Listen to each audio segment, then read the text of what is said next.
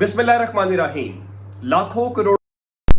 मोहम्मद मुस्तफ़ा सल्लल्लाहु अलैहि वसल्लम और आले मोहम्मद पर मैं हूं उमर दराज गोंदल। आज एक ही दिन के अंदर जस्टिस अतर मिनल्ला ने 2 कदम उठाए हैं, दोनों बड़े इंपॉर्टेंट हैं, दोनों बड़े मानी खेज हैं और इस मौजूदा सूरत हाल में बड़े रेलिवेंट हैं। एक फुल कोर्ट के हवाले से उनका इजाफी नोट आया जहां पे उन्होंने इलेक्शन कमीशन से बहुत सारे सवालात किए हैं और बड़े जायज़ किस्म के सवालात हैं, वो इस पूरे मंजरनामे के ऊपर एक असर रखते हैं। दूसरा, चूंकि आप जानते हैं कि गुज़श्ता रोज तौहीन अदालत की कार्रवाई हुई थी और तौहीन अदालत की उस कार्रवाई के दौरान हुआ यह था कि चीफ जस्टिस काजी फायज ईसा साहब ने अदालत के दौरान रिमार्क्स दिए। उन्होंने कहा कि मैं तौहीन अदालत की कार्रवाई के हक में नहीं हूं, लेकिन कोर्ट रूम में एक जज साहब, जाहिर है ये अतर मिनल्ला ने वहां पे बात की थी, उन्होंने जिक्र कर दिया जिसकी वजह से तौहीन अदालत की कार्रवाई शुरू कर दी। यानी उन्होंने वहां पे वो बात की थी, अटॉर्नी जनरल से सवाल किया था और वो प्रॉक्सी वाली बात की थी, जिसके बाद ये सारा मामला शुरू हुआ। तो अब क्या कहते हैं कि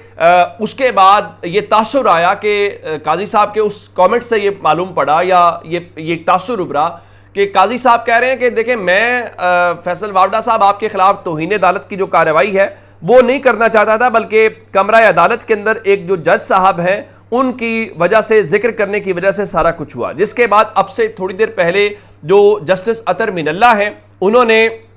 सुप्रीम कोर्ट के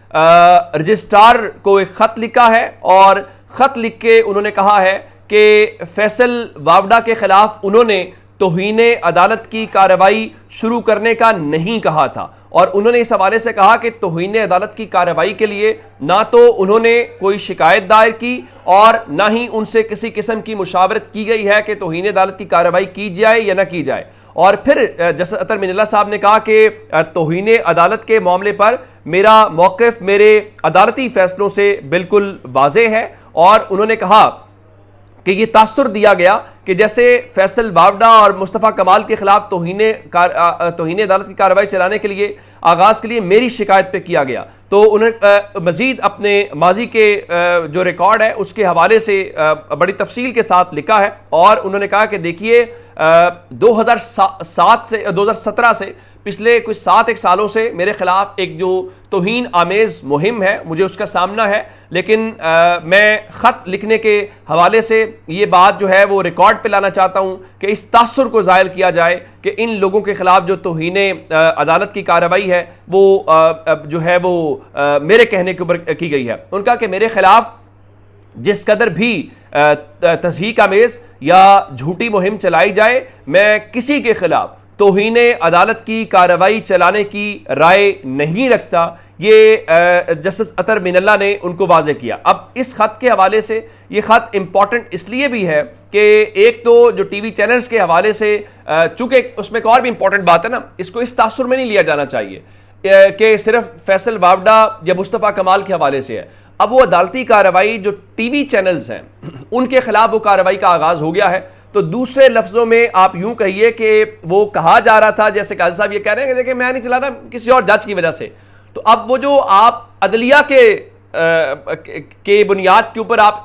टीवी चैनल्स के खिलाफ जा रहे हैं, तो दूसरे लफ्ज़ों में यूं कहा जाना चाहिए कि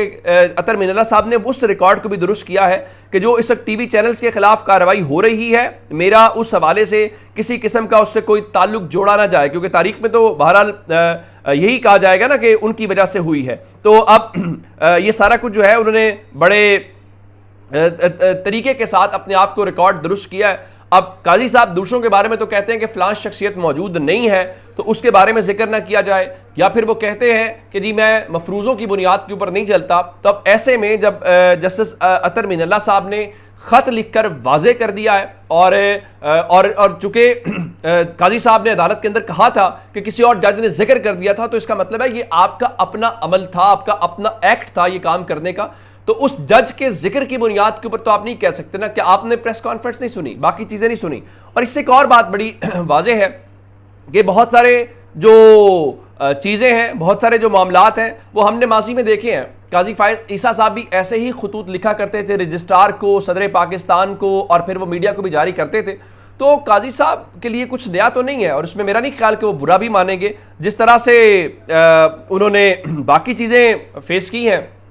खुद वो करते आए हैं, इसको भी बड़े अच्छे तरीके से करेंगे। तो अब लेकिन उसमें एक चीज बड़ी तासुर है, देखिए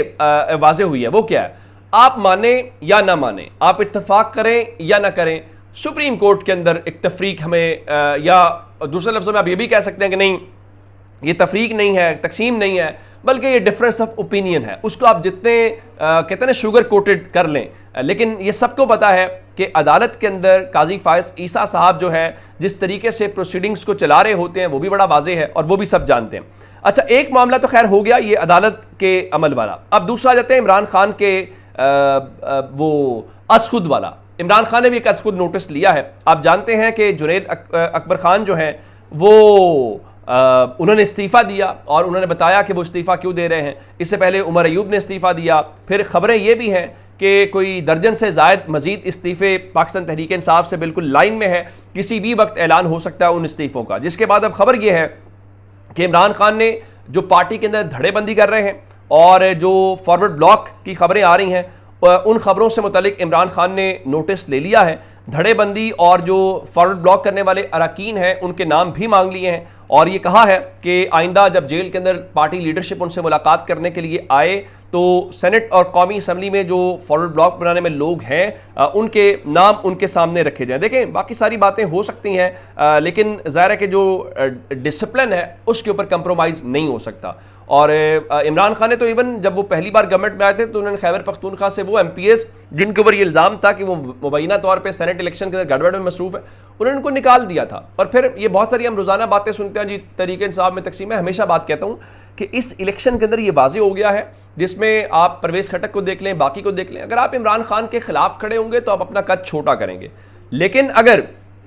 आप ये समझते हैं कि आपके ऊपर इमरान खान का हाथ हो तो आपका कद छोटा भी हो तो आपका कद बड़ा हो जाता है। अब दूसरे नंबर के ऊपर एक और बड़ी, चूंकि पंजाब को लेकर चीज़ें हो रही थी कि यहाँ एहतजाज होता है, बहुत सारी चीज़ें होती हैं, लेकिन तहरीक इंसाफ वाले पंजाब में एक्टिव नहीं है। अब शेख वकास अकरम का नाम आ रहा है पार्टी जनरल सेक्रेटरी के लिए और इत्तलात ये है कि डॉक्टर आरिफ अलवी जो है वो पार्टी के हेड के तौर के ऊपर आएंगे। तो शेख वकास अकरम को जो राब्ता मुहिम कमेटी है उसके अंदर शामिल किया गया है लतीफ़ खोसर और अली इजाज़ भुट्टर के अंदर। तो अब उन्होंने एक और बात की, उनका देखें, हम जब एहतजाज की कॉल देते हैं, अगर आपका MNA MP जो है वो एहतजाज की कॉल पे बाहर नहीं निकलता और अपने हल्के में लोगों को मोबिलाइज नहीं करता तो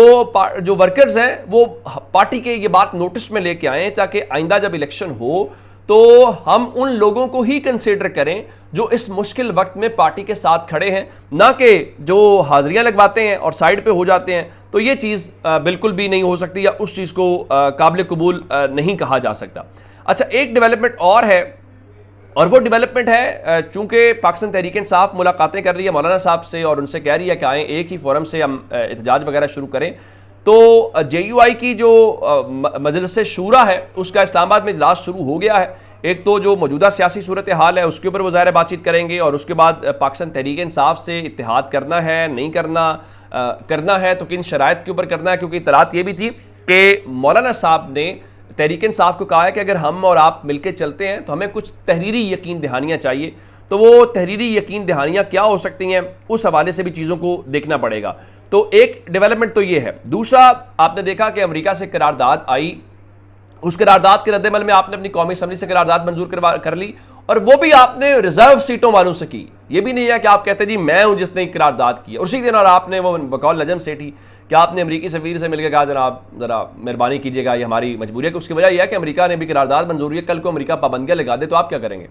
उसके बाद आज आपने पंजाब असम्बली से जो है वो करारदाद हुई तो लोगों ने यह कहा कि वहाँ से करारदाद मंजूर होना